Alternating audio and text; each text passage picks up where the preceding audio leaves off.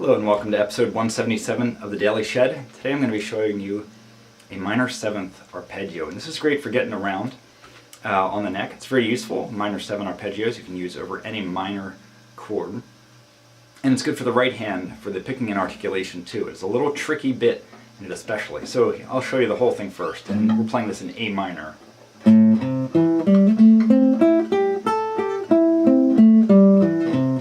Okay, that's the whole thing. Again, starting on the 5th fret on the E string, on the 8th fret, 7th fret on the A string, 5th fret on the D string, 7th fret on the D string, 5th fret on the G string, 5th fret on the B string, 8th fret on the B string, 5th fret on the high E string.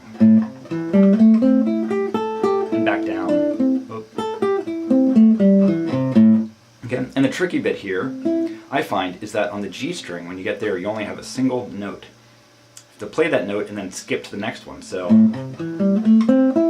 I find that just a little tricky, both the right hand and the left hand. A little easier when you have 2 or 3 notes in the same string. It's a little easier. You have more time on that same string. You're thinking more about picking than just alternating.